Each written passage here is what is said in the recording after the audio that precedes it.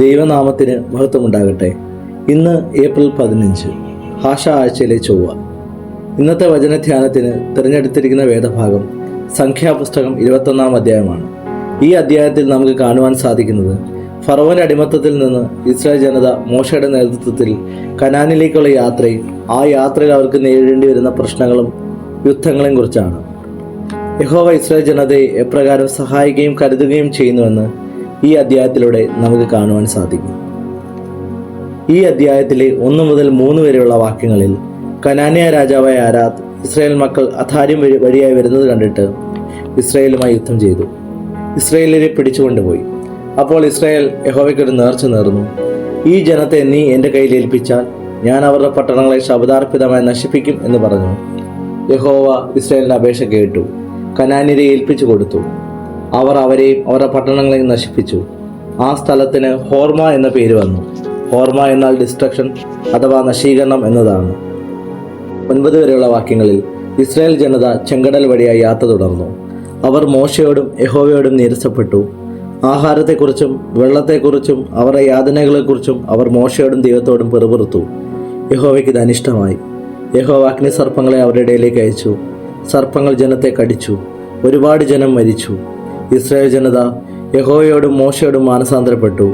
അപ്പോൾ യഹോവ ഒരു അഗ്നിസർപ്പത്തെ ഉണ്ടാക്കി കൊടിമരത്തിനുമേൽ തൂക്കുക. കടിയേൽക്കുന്നവർ ആരും അതിൽ നോക്കിയാൽ ജീവിക്കും എന്ന് മോശയോട് പറഞ്ഞു. അങ്ങനെ മോശ താമ്രം കൊണ്ടൊരു സർപ്പത്തെ ഉണ്ടാക്കി കൊടിമരത്തിന്മേൽ തൂക്കി. പാമ്പ് കടിയേൽക്കുന്നവർ ആരും അതിൽ നോക്കിയാൽ ജീവിക്കും എന്ന് ജനത്തോട് പറഞ്ഞു. 10 മുതൽ 20 വരെയുള്ള വാക്യങ്ങളിൽ ഓബോത്തിൽ നിന്ന് ഇസ്രായേൽ മക്കൾ വീണ്ടും യാത്ര തുടർന്ന് പിസ്ഗാമിൽ എത്തിച്ചേർന്നതായി കാണാം. 21 മുതൽ 30 വരെയുള്ള വാക്യങ്ങളിൽ ഇസ്രായേൽ മക്കൾ അമോര്യ രാജാവായ സീഹോൻ അവരുടെ ദേശത്തിലൂടെ കടന്നു പോകാനുള്ള അനുവാദം നൽകണമേ എന്ന് അപേക്ഷിക്കുന്നു. പക്ഷെ സീഹോൻ രാജാവ് അത് സമ്മതിച്ചില്ല. ഇസ്രായേൽ ജനതയോട് യുദ്ധം ചെയ്യുവാൻ അദ്ദേഹം പുറപ്പെട്ടു. യഹോവയുടെ കൈ ഇസ്രായേൽ ജനതയോടുണ്ടായതുകൊണ്ട് അവർ അമോര്യരെ തോൽപ്പിച്ച് അവരെ നശിപ്പിച്ച് അവരുടെ പട്ടണങ്ങളെ കൈവശമാക്കി. 31 മുതൽ 35 വരെയുള്ള വാക്യങ്ങളിൽ ബാഷാൻ രാജാവായ ഓഗിനോടും ഇസ്രായേൽ ജനതയ്ക്ക് യുദ്ധം ചെയ്യേണ്ടി വന്നു. അവരെയും ഇസ്രായേൽ ജനത നശിപ്പിച്ചു, അവരുടെ പട്ടണങ്ങളെ കൈവശമാക്കി. നമുക്കൊരു നിമിഷം ധ്യാനിക്കാം.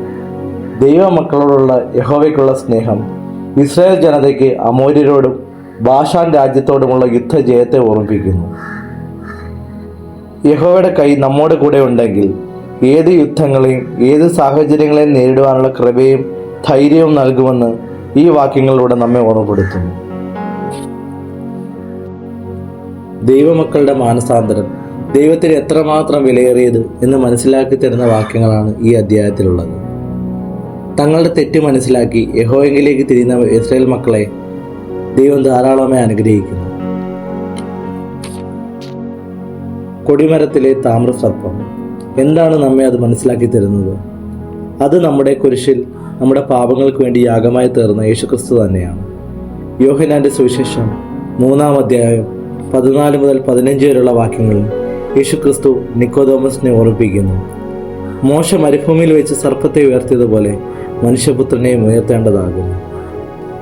താമ്രസർപ്പം ഇസ്രായേൽ ജനതയുടെ ഭൗതിക മരണത്തെ ഇല്ലാതാക്കുവാൻ വേണ്ടിയായിരുന്നുവെങ്കിൽ യേശുക്രിസ്തു കുരിശിൽ യാഗമായി തീർന്നത് നമ്മുടെ ഓരോരുത്തരുടെയും ആത്മീയ മരണത്തെ ഇല്ലാതാക്കുവാൻ വേണ്ടിയാണ്. ആത്മീയ മരണം സംഭവിച്ചുകൊണ്ടിരിക്കുന്ന ഈ കാലഘട്ടത്തിൽ ഒരു പൊതുജനനത്തിന് വേണ്ടിയുള്ള വഴിയാണ് യേശുക്രിസ്തു എന്ന് ഈ അധ്യായം നമ്മെ ഓർമ്മിപ്പിക്കുന്നു. നമ്മുടെ ഓരോ വ്യക്തി ജീവിതങ്ങളിലെയും ആത്മീയ മരണങ്ങൾ സംഭവിക്കാതിരിക്കാൻ നമുക്ക് വേണ്ടി നമ്മുടെ പാപങ്ങൾക്ക് വേണ്ടി യാഗമായി തീർന്ന യേശുക്രിസ്തുവിലേക്ക് നാം തിരിയാം. അതാണ് ഈ വാക്യങ്ങളിലൂടെ ഈ വേദഭാഗത്തിലൂടെ ദൈവം നമ്മോട് പറയുന്നത്. നമ്മുടെ പാപങ്ങൾക്ക് വേണ്ടി യാഗമായി തീർന്ന യേശുക്രിസ്തുവിലേക്ക് നമുക്ക് മനം തിരിയാം. ഈ വചനങ്ങളാൽ ഏവരെയും ദൈവം അനുഗ്രഹിക്കുമാറാകട്ടെ.